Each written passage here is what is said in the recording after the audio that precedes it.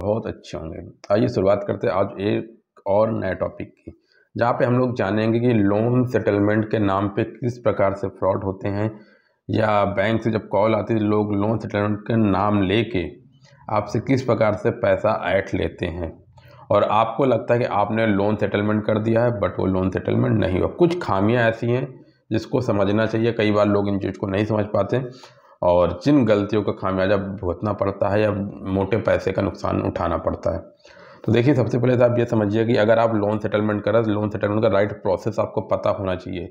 आपको बैंक बताता है वो चीज़ ठीक, बट आपको भी जो प्रोसेस है उसको वेरीफाई करना चाहिए, इससे कि आपके बीच में जो मिसकम्युनिकेशन गैप होता है ना, वो आपको पता हो। और दूसरी चीज़ क्या है कि सेटलमेंट कैसे होता है, क्या प्रोसेस होता है, क्रेडिट कार्ड या पर्सनल को जो आपने लोन ले रखा हो सेटलमेंट कर रहे हो तो किन किन स्टेप को फॉलो करना होता है, सेटलमेंट करने से पहले कौन सी चीज़ को ध्यान रखना होता है और उसके बाद क्या रखना होता है। तो इस टॉपिक में हम बात करने वाले कि लोन सेटलमेंट के नाम पे किसी को भी 1 रुपया नहीं देना है। क्यों नहीं देना? क्योंकि उससे पहले, पैसे देने से पहले आप कुछ चीज़ें खास तौर से पता कर लीजिए।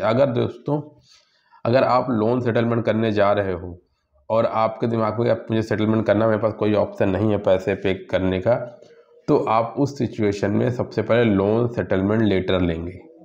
लोन सेटलमेंट जो लेटर लेंगे वहाँ पे आप ये बात चेक करेंगे कि आपका जो लोन का अमाउंट है कितना पे करना है, किस बेस पे आप लोन सेटलमेंट कर रहे हो, और लोन सेटलमेंट जो कर रहे हो तो कितना % वो डिस्काउंट देंगे। जो लेटर देंगे वहाँ पे लोन नंबर आपका जो होता है, कार्ड नंबर, लोन नंबर जो होता है, आपका नाम, एड्रेस वाला सब चीज़ सही होना चाहिए।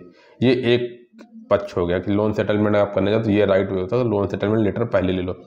लेकिन यहीं पे क्या होता है, कई बार अनजान कस्टमर है, लोग कस्टमर को पता नहीं होता कि सेटलमेंट होता क्या है। तो बोले सर आप सेटलमेंट करना चाहते हो?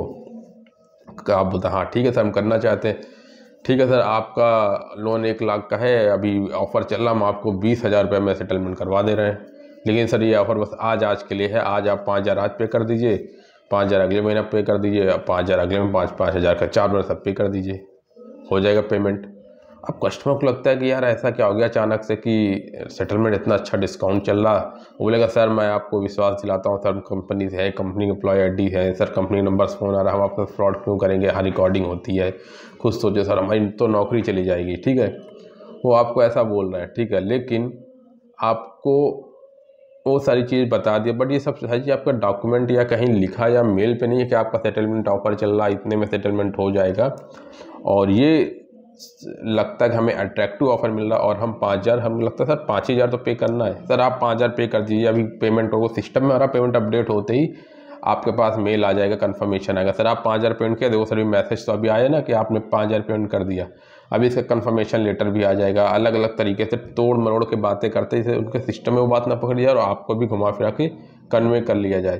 तो इस तरह से कई बार चीज़ें होती हैं कि आपको अट्रैक्टिव ऑफर देके कि फंसाया एक ट्रैप में हो कि आप अपना जो मिनिमम अमाउंट है या कुछ भी ले लिया है। दरअसल ये डायरेक्टली बैंक नहीं करते कि बैंक एक प्रोसेस बैंक बनाता है, बट जो एजेंसी, कलेक्शन एजेंसी या थर्ड पार्टी एजेंसीज होती हैं, उनका टारगेट होता है जितना पैसा उठाओगे उसका आप 10%, 15%, 20%, 30%, इवन 50% तक के भी उनको रेवेन्यू या उस रेवेन्यू पे उनको कमीशन दिया जाता है।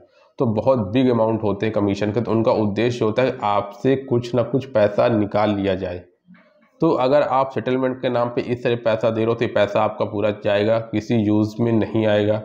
या बोलेंगे सर आप 1 महीने का पेमेंट अभी कर दो, आपका सेटलमेंट लेटर बन जाएगा, आप फिर हम आपको पेमेंट करवा देंगे, तो भी गलत है। कि आप एक सेटलमेंट का मतलब, सेटलमेंट पूरे कार्ड का आउटस्टैंडिंग 1 लाख है, अब आप पे नहीं कर पा रहे हो, अब आपको सेटलमेंट करना है, बैंक आपको बोलेगा कि आपको सेटलमेंट करना, तो आपको सेटलमेंट लेटर लेना, ना कि किसी को 1 रुपया भी नहीं देना। किसी को कुछ भी हो जाए 1 रुपये नहीं देने किसी को, कोई कुछ भी बोल दे। अगर आपको राइट प्रोसेस पता है, ये राइट प्रोसेस ही होता है जहाँ पे आपको सेटलमेंट लेटर लेना है, और उस सेटलमेंट लेटर लेने के बाद उसमें से जिस कंडीशन पे पैसा अगर देने की बात लिखी गई है कि आपका जो पेमेंट है 1 टाइम देना है, या आपने जो सेटलमेंट ऑफर लिया है 2 महीने या 3 महीने, 4 महीने, 6 महीने किस्तों पे लिया है, तो वो प्रावधान भी उपलब्ध है और आप उसको उस तरह से कर सकते हैं। बट जो मैंने आपको तरीका था कि मिनिमम पे कर दो, कुछ पैसा पे कर दो, पे करने के बाद सेटलमेंट लेटर आएगा, ठीक है, या 1 महीने का पहले कर दो, या 20,000 का एकदम ऑफ़र चल रहा सर, ये आज के लिए ऑफ़र चल रहा, 20,000 रुपये में आपको लोन सेटलमेंट हो रहा सर, 5,000 अभी कर दो, 15,000 बाद में कर देना।